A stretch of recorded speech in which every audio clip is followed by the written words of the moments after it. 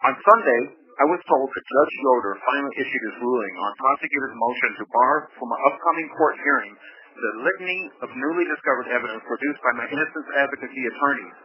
Newfound evidence of my innocence and incontrovertible proof of my daughter's 1998 killing at the hands of my estranged psychotic girlfriend, Mr. Nowland. Awaiting Judge Yoder's ruling now for 5 months, we reasonably expected the judge to dismiss prosecutors' motion and grant us a full hearing on most of the newly discovered evidence, detailed in an expected, lengthy, thoughtful ruling. Instead, what we got was a ruling granting in its entirety prosecutors' request to bar our presentation of vital, newly discovered evidence never previously available.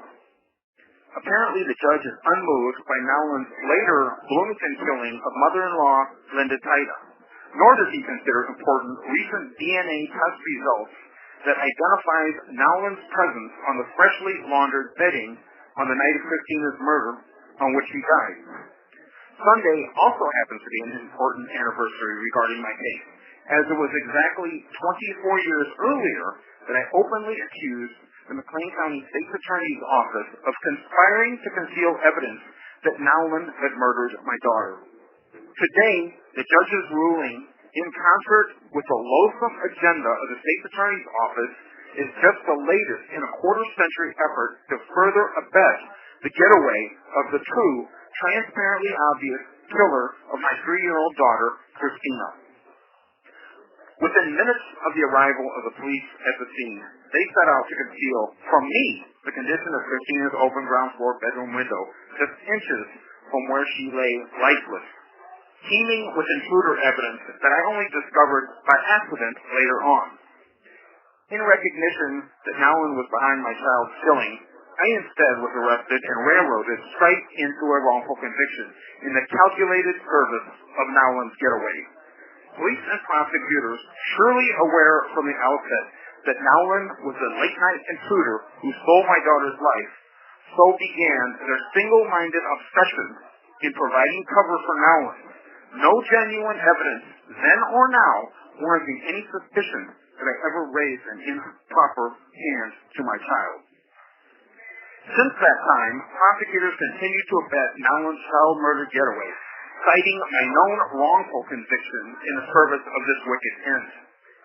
In pursuit of justice for Christina, all by myself during my first decade behind bars, I alone pursued her true killer, not wanting Nowland to continue her apparent serial-killing ways after her orchestrated getaway. Unsuccessful in my lone efforts to save other victims' lives, while Nowland roamed freely, Nowland next committed the Bloomington murder of mother-in-law Linda Tida, a killing I explicitly predicted to result from Nowland's child murder getaway. Since then, McLean County State's Attorney has often doubled down in their effort to provide cover for Nowland's killing of my daughter.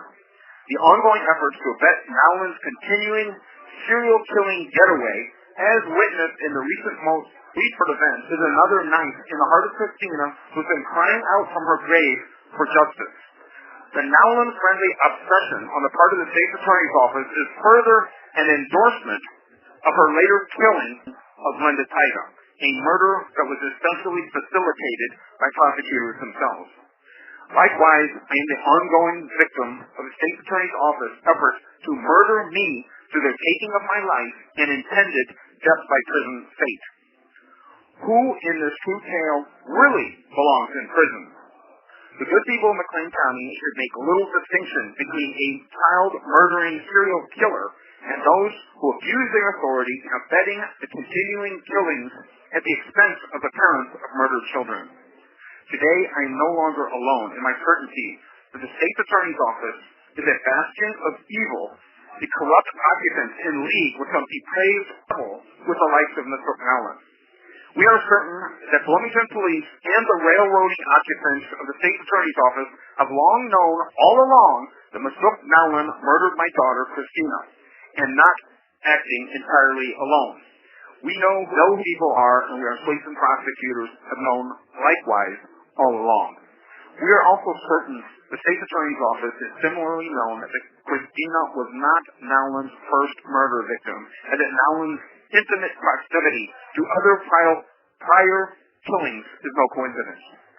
So intense was the state's attorney's efforts to provide cover for Nowlin's killing of Christina, I long reasoned that it must have been grounded in some service that Nowlin was providing. After all, prosecutors themselves claimed that Christina was the victim of sex abuse at the hands of her killer. Nowlin herself, Christina's obvious killer, while local authorities steadfastly abet Nowlin's serial killing getaway, one has to wonder if the like-minded interests between Nowlin and those she served, now long protecting her, might have involved a beastly interest in children. I don't know how else to account for they covering for Masuk all this time.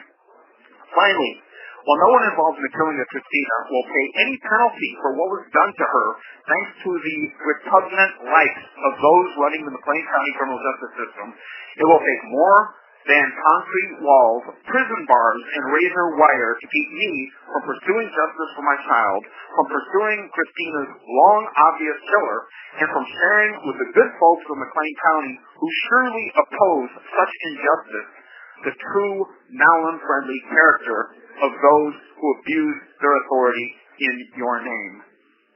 Thank you.